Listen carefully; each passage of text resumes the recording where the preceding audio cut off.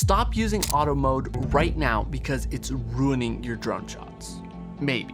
If you only want to fly around and explore with your drone, shut this video off right now. But if you want to get high quality cinematic drone shots, you absolutely need to watch this video and stop shooting in auto mode. Now, you might feel like manual settings on your drone are super complicated and overwhelming, but I'm going to break it down really simply in this video and give you the exact settings to use. And don't worry, you won't need to keep all of this information in your head because I've put all of my best cinematic drone settings into a PDF checklist that you can download completely for free after you watch this video. So let's go. The very first thing you'll want to do is to switch from auto mode into pro mode so that we have full control over the camera settings. And you can do that by clicking on the little camera icon down in the bottom right corner of the control screen in the DJI Fly app if you're using a DJI drone. Now, what a lot of beginners will do is just leave the exposure settings on auto, but the reason that's not a good idea is because you have no control over what settings the drone decides to use, and believe me,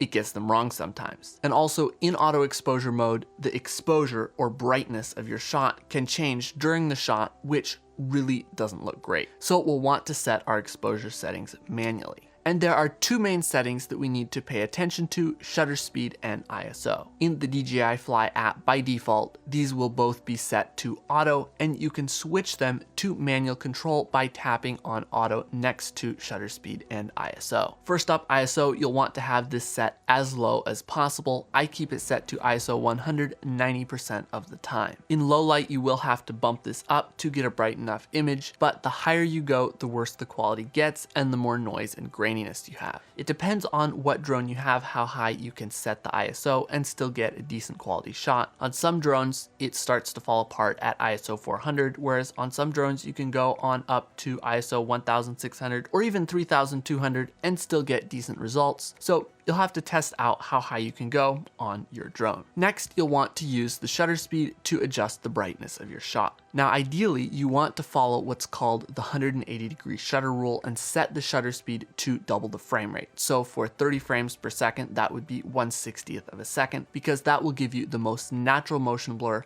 and make your shots look much smoother. But most of the time, setting your shutter speed this low will make your footage way too bright. So to fix that, you'll need to use ND filters that attach to the camera and cut down the amount of light that comes in. Now, even if you can't set the shutter speed to exactly double the frame rate, you can still get some great shots. You'll just want to be aware that in bright light, you won't be getting proper motion blur. The 180-degree shutter rule makes the most difference when there's a lot of motion in the shot, like if you're flying low and fast or tracking a subject. If you're flying at 400 feet and filming a landscape, chances are there won't be any motion that's fast enough to be blurred with a lower shutter speed anyway. Now, is it essential to always use the 180-degree shutter rule? No, not really. If you do use it, it will get you better shots, but to be completely honest, for quick shots, I sometimes don't want to mess with ND filters, and I'll just shoot with a higher shutter speed and then add motion blur in post. But for best results, use an ND filter and 180-degree shutter speed. Next up, we'll want to set our white balance, which is basically how warm or cool the shot is. You'll find this setting in DJI Fly under the second tab of the camera settings box. Now, you could just leave it set to auto and it will do a decent job a lot of the time, but it can change a lot during a shot, and sometimes it just simply gets it wrong. So again, I'd recommend you turn off auto white balance and set the white balance manually. If it's sunny, you'll want to set the white balance around 5,600. If it's cloudy, you'll want it on up around 6,300. And at sunrise and sunset, I like to have it around 5,600 or a bit higher to make sure I get the nice and warm golden hour colors. And sometimes if I want to set the white balance very quickly, I'll just click auto and let it set it, and then click it back to manual to lock it in. Often that will look decent without any extra adjustment. Now, if this is interesting to you, I have some videos coming out soon that you'll probably want to watch as well. So go down underneath this video and click the little button that says subscribe, and then click on the bell next to it so you don't miss any upcoming videos. Our next setting is resolution. You'll want to set the resolution as high as possible. On most drones, that will be 4K. Some drones have 5K or 6K options. Some of the older drones might only have 2.7K, but whatever the highest option is,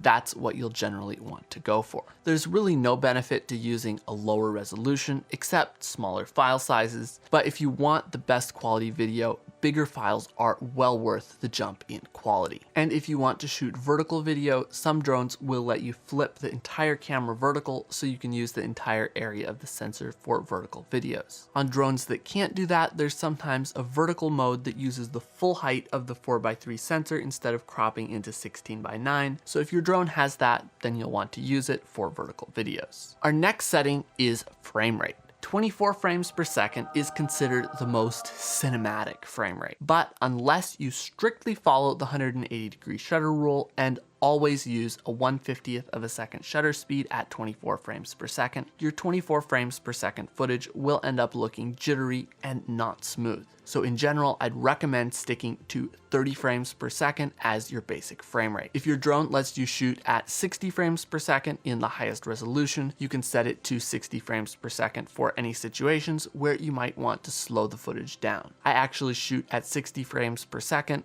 quite a bit of the time, even though I edit on a 30 frames per second timeline, so I just have the option to slow the footage down to half speed if I want to. And if you really want to slow things down, on a lot of drones you can switch over into slow motion mode and shoot at an even higher frame rate, somewhere between 100 frames per second on up to 240 frames per second. If your drone can only shoot full HD slow motion, it's usually not good enough quality that I'd personally use it for very many things. On the other hand, if there's an option for 4K 100 or 120 frames per second, that is usually pretty good quality and can give you some amazing results if you can find something that looks cool slowed down. Don't just film landscapes in 120 frames per second. Find some fast action like sports or wildlife or water or something that looks good slowed down. Otherwise, you're just wasting card space. And then next we come to color profile. This is how the drone processes the image coming from the sensor before writing it to the SD card. First of all, there's normal color profile, which adds a lot of contrast and saturation to the footage. And then there's D-Log-M, which has a lot less contrast and saturation, but retains more color grading flexibility and dynamic range, which is how dark and bright parts of the image you can see at the same time. And finally, there's Hybrid Log Gamma, or HLG for short, which is somewhere in between. I basically always use either D-Log-M or Hybrid Log Gamma because it gives, all in all, much better quality results. Normal color profile on newer drones, like for example the Air 3S, Mini 5 Pro, Mavic 4 Pro, has actually gotten a lot better, but for the most professional results, shooting in D-Log or Hybrid Log Gamma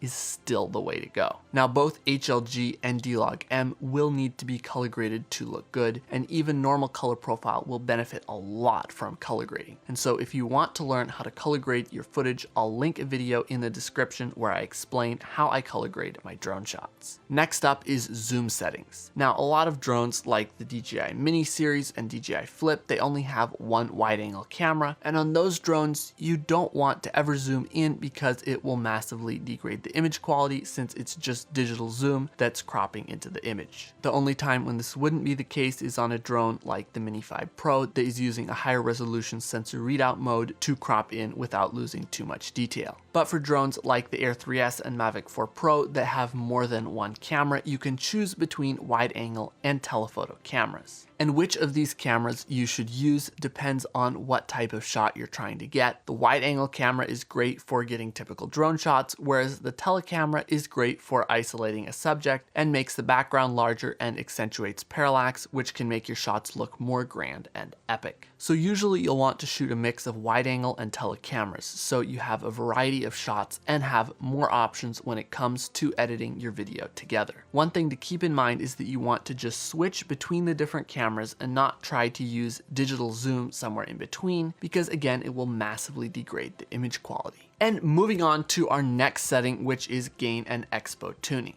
These settings modify how the drone responds to your stick inputs in Cine, Normal, and Sport modes, and they are super important for getting smooth cinematic shots. And to change these settings, we'll go into the menu and go to Control and then Gain and Expo tuning settings. Now for Cine mode, I just leave all the settings at default. I don't really use Cine mode that much, and for when I do, the default settings are just fine. In normal mode, I have max horizontal ascent and descent speeds all set to the max angular velocity, which is how fast the drone turns, set to 75 degrees a second, yaw smoothness set at 15, and braking at 100. And the expo settings I set to 0.25 for up and down, 0.15 for yaw, and 0.15 for pitch and roll. And then under gimbal, I have max tilt speed set to 15 degrees a second and smoothness set to 10. And then for sport mode, the max horizontal ascent and descent speeds are all at the max, and then max angular velocity is set to 120 degrees a second, and yaw smoothness is set to 12, and brake sensitivity is again at 100. And then under expo, up and down is set to 0.3, yaw is set to 0.15, and pitch roll is set to 0.25.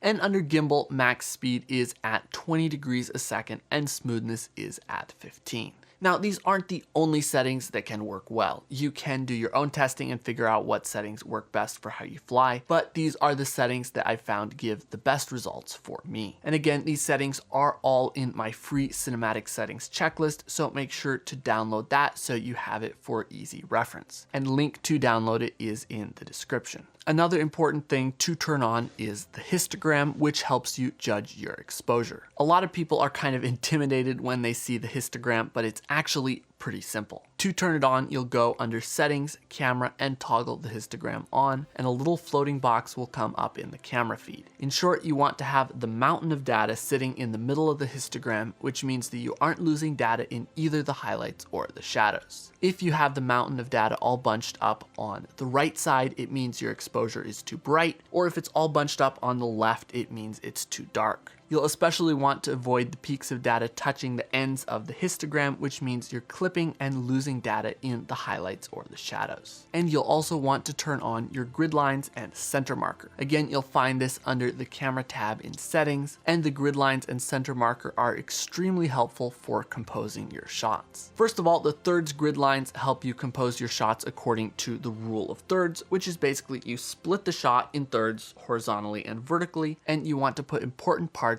of the image like the horizon or a subject on one of those horizontal or vertical third lines, or where the horizontal and vertical third lines cross. For example, it often works well to put the horizon on the top thirds line if you want to emphasize the sky, or on the bottom thirds line if you want to emphasize the ground. And the center marker is helpful if you just want to precisely center something in the frame, or even if you just want to see exactly where you're headed with the drone. And finally, the last setting you'll want to change is sharpness and noise reduction. You can get quite good results on most DJI drones by just leaving these set to the default of 0 for both sharpness and noise reduction, but a lot of drones, including DJI drones, tend to be a bit aggressive with their sharpening and noise reduction, so especially in low light, you start to lose a lot of detail. So in general, I'd recommend setting both sharpness and noise reduction to -1. In general, I find this gives you a happy medium between over-aggressive processing in the drone and having to do too much work in post to get rid of the noise and sharpen the footage. So there you have all of my essential settings to shoot cinematic drone videos. If you'd like to see more tutorials just like this, check out the Flying Filmmaker course, where I have over 70 tutorials showing in depth how I film cinematic drone shots, edit them together into engaging videos, color grade my footage to give it the cinematic look, and a lot more. And you can check that out at flyingfilmmakerpro.com, or if you aren't ready to dive into the full course, I have a completely free training where I share my top 10 secrets to getting cinematic drone shots. And of course, links to everything will be down in the description. If you want to see my top 10 cinematic drone shots to fly like a pro, you can click right here. And finally, don't forget to like this video and subscribe to the channel, and I'll see you in the next video.